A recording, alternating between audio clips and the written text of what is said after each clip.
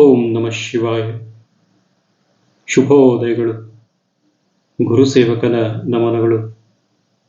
ಸದ್ಗುರು ಸಿದ್ಧಾರೂಢರ ಪಾದಾರವಿಂದಗಳಿಗೆ ಅನಂತ ಕೋಟಿ ನಮನಗಳು. ಬಂಧುಗಳೇ, ಈವರೆಗೂ ಈ ಗುರುಸೇವಕನ ಯೂಟ್ಯೂಬ್ ಚಾನಲ್ ಅನ್ನ ಸಬ್ಸ್ಕ್ರೈಬ್ ಮಾಡ್ಕೊಂಡಿಲ್ಲ ಅಂದ್ರೆ ಕೂಡಲೇ ಸಬ್ಸ್ಕ್ರೈಬ್ ಮಾಡ್ಕೊಳ್ಳಿ. ವಿಡಿಯೋ ಇಷ್ಟ ಆದರೆ ಲೈಕ್ ಮಾಡಿ, ಕಮೆಂಟ್ ಮಾಡಿ ಮತ್ತು ನಿಮ್ಮ ಪ್ರೀತಿ ಪಾತ್ರರಿಗೂ ಕೂಡ ತಲುಪುವಂತೆ ತಪ್ಪದೆ ಶೇರ್ ಮಾಡಿ. ಬದುಕು ಅಂದ್ರೆ ಈ ಜೀವನ ಒಂದು ಭಗವದ್ಗೀತೆ ಇದ್ದ ಹಾಗೆ. ಹೇಗೆ ಭಗವದ್ಗೀತೆಯಲ್ಲಿ ಸರ್ವವನ್ನ ಪಡೆಯುವಂತಹ ಜ್ಞಾನ ಬೋಧನೆಯನ್ನ ಶ್ರೀಕೃಷ್ಣ ಪರಮಾತ್ಮನು ಮಾಡಿರುವನೋ ಅದನ್ನ ನಮ್ಮ ಜೀವನದಲ್ಲಿ ಅಳವಡಿಸಿಕೊಂಡು ಜೀವನ ಮಾಡಿದರೆ ಸಾರ್ಥಕ ಜೀವನವಾಗುವುದು.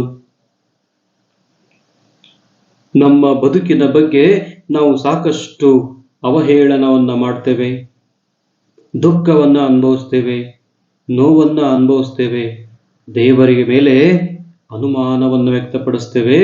ಯಾಕೆ ನನಗೆ ದುಃಖವನ್ನ ಕೊಟ್ಟೆ ಅಂತ ಆ ಭಗವಂತನನ್ನ ನಿಂದಿಸಲು ನಾವು ಹಿಂಜರಿಯುವುದಿಲ್ಲ. ನಾವು ತಿಳಿದುಕೊಳ್ಳಬೇಕು, ನಮ್ಮ ಈ ಬದುಕು, ಈ ಜೀವನ ಎಷ್ಟೊಂದು ಸುಂದರವಾಗಿದೆ.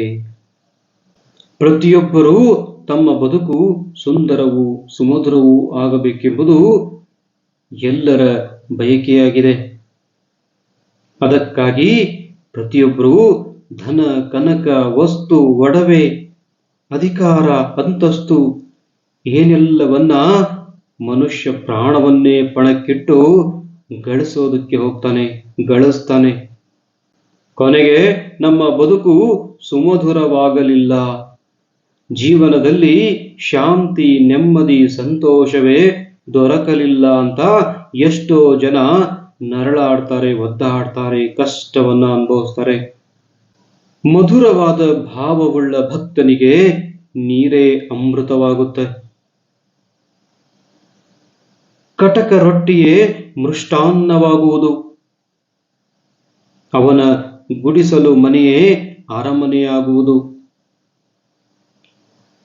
ಬಯಲಲ್ಲಿ ಬೆಳೆದಿರುವಂತಹ ಗಿಡವೇ ಕಲ್ಪವೃಕ್ಷ, ಕಾಮಧೇನುವಾಗುವುದು. ಕಾಡು ದನವೇ ಕಾಮಧೇನುವಾಗುವುದು. ಹೆಚ್ಚಿಗೆ ಏನು, ಸಮಸ್ತ ಸೃಷ್ಟಿಯೇ ಸತ್ಯಂ ಶಿವಂ ಸುಂದರಂ.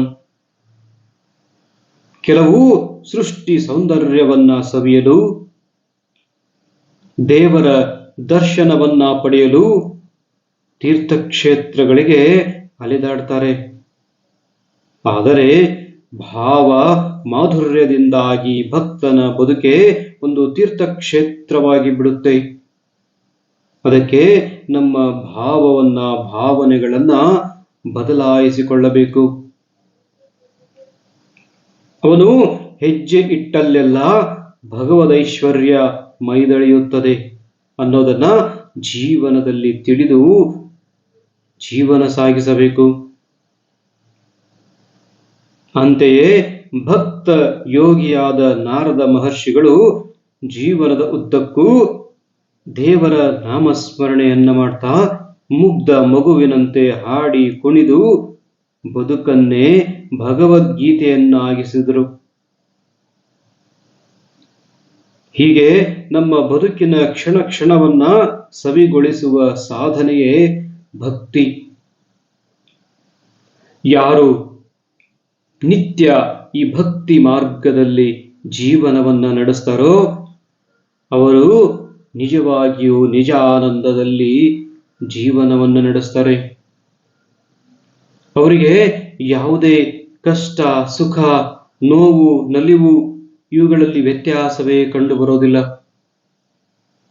ಯಾಕಂದರೆ ಅವರಿಗೆ ಮುಖ್ಯವಾಗಿರುವುದು ಭಕ್ತಿ ಮಾತ್ರ, ಭಗವಂತನ ಸ್ಮರಣೆ ಮಾತ್ರ, ಭಗವಂತನ ನಾಮಸ್ಮರಣೆ ಮಾತ್ರ.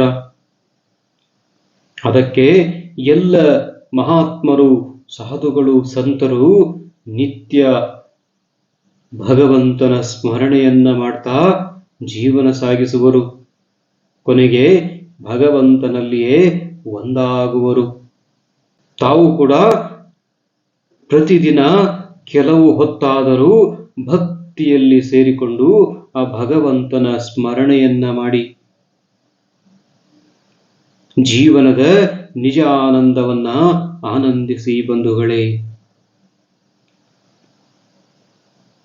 ನಿಮ್ಮ ಜೀವನ ಸುಖಮಯವಾಗಿರಲಿ, ಆನಂದಮಯವಾಗಿರಲಿ, ಸಂತೋಷಮಯವಾಗಿರಲಿ, ಸುಮಧುರವೂ ಆಗಿರಲಿ. ಸದಾ ಕಾಲ ಸಕಾರಾತ್ಮಕವಾಗಿ ಯೋಚನೆಯನ್ನ ಮಾಡಿ. ಶುಭ ದಿನ, ಶುಭವಾಗಲಿ ಬಂಧುಗಳೇ.